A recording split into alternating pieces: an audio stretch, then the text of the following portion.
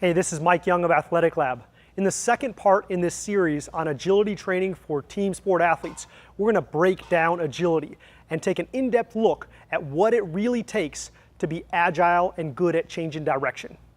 Most people tend to think that change of direction is simply running around cones and making quick lateral movements, but there's much more to it if we want to have good transfer to the field, court, or pitch.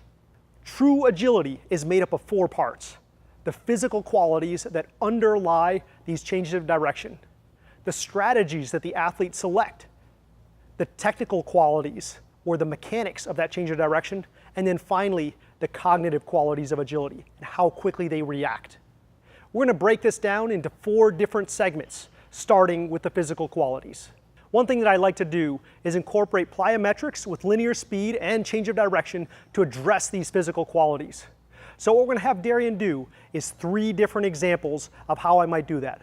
The first one will be a lateral tuck jump into a sprint.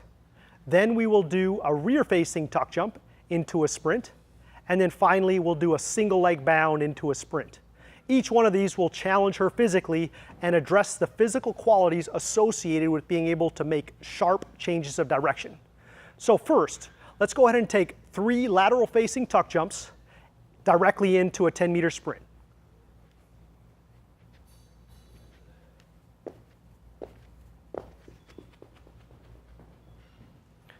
Very nice, Darian. On the next example, we're going to have Darian do 3 rear-facing tuck jumps. We're switching things up just a little bit to challenge the motor program. On this one, she'll take 3 jumps, quickly turn, and sprint out 10 meters. Let's go ahead and go, Darian.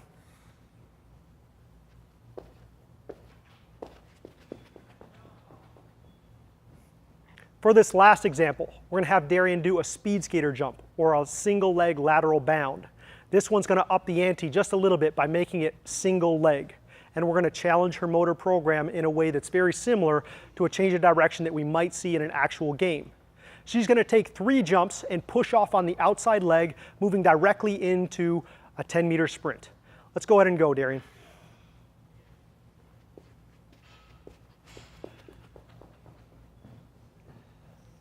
These are just 3 examples of exercises that you can do to challenge the physical qualities necessary to make sharp changes of direction. When you're doing these exercises, make sure your athlete is doing both sides equally.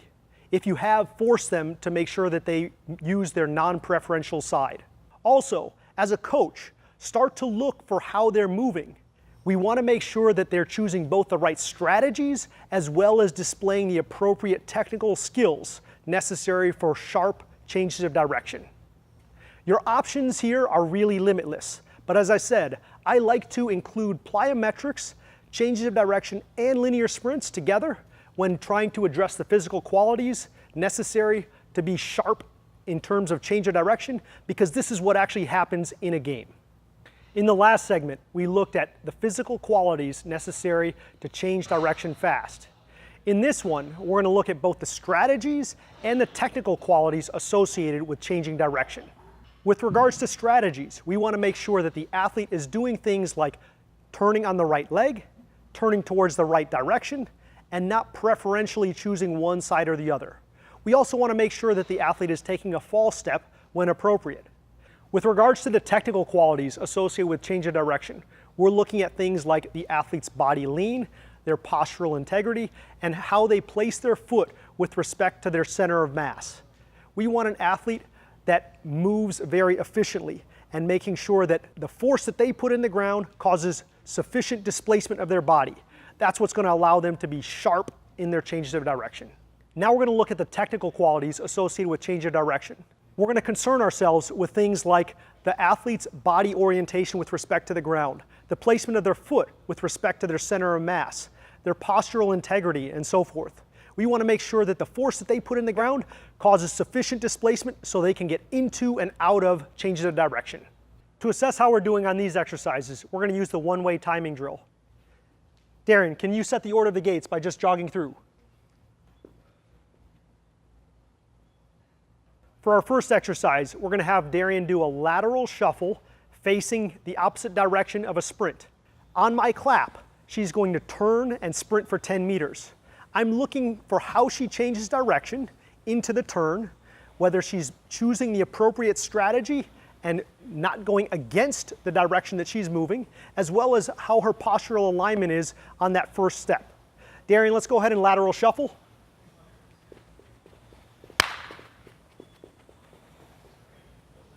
Another activity or exercise that I might use to look to see whether the athlete is using an appropriate movement strategies and checking on their technical qualities is to see whether they use a fall step.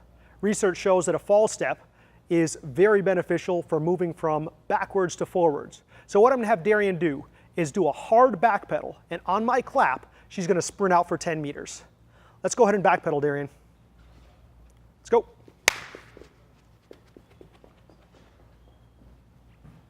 So I'm looking to see whether her hips line up, whether she takes a true fall step, and how her first step is.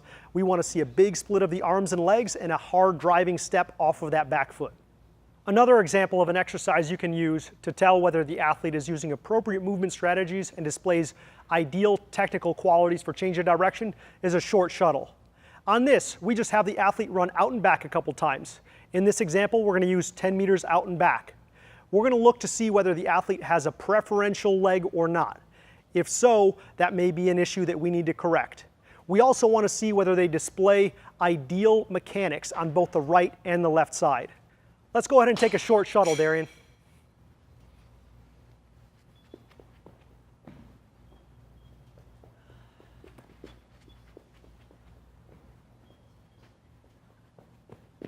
Well done. She pushes off equally off both sides and displays good mechanics, good movement strategy, good technical qualities. In this next segment, I want to talk about the cognitive abilities associated with sharp changes of direction. It's often overlooked how important things like reaction time and movement time are to changing direction. Some athletes may be very good at the physical qualities and the technical and movement strategies associated with change of direction, but not so good when it comes to response time. Response time is made up by reaction time and movement time. Really, these can be a huge difference maker when it comes to change of direction. And as a coach, we want to make sure that we're developing all of these qualities. I'm going to take you through two different exercises that show you how we can train these cognitive abilities and improve both the reaction time and the movement time. By doing this, we can make the athlete more efficient in their change of directions and bridge the gap between what we do in the training hall and what converts and transfers onto the field, court, or pitch. This first exercise is a grid drill. We're going to have Darian in this semicircular grid, and she's going to respond to the random light stimulus. She's not going to know which light is coming next. She's going to have to break the light beam, gravitate back towards the center of the circle here, and then respond to the next one.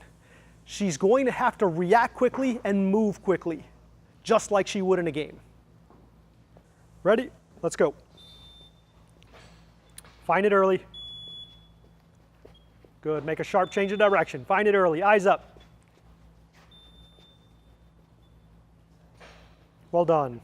Another example of an exercise that you can do to challenge the athlete's ability to react quickly and move quickly in response to a stimulus is what we call a 1-2-1 drill. In this one, Darian is going to run straight ahead, react to a visual stimulus, and have to choose a side.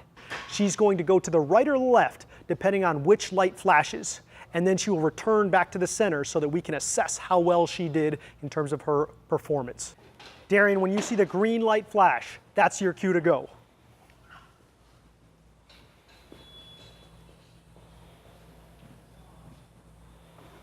As with all our agility drills, we want to do enough repetitions so that we can see that the athlete is moving well to the right and the left.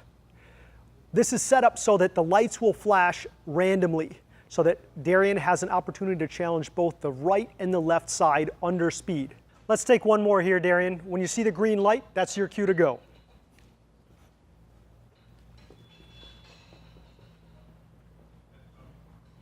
Thanks for watching, guys. Make sure you check out the next episode on the FusionSport.com blog, where we'll talk about 3D agility. Please like and share this on social media.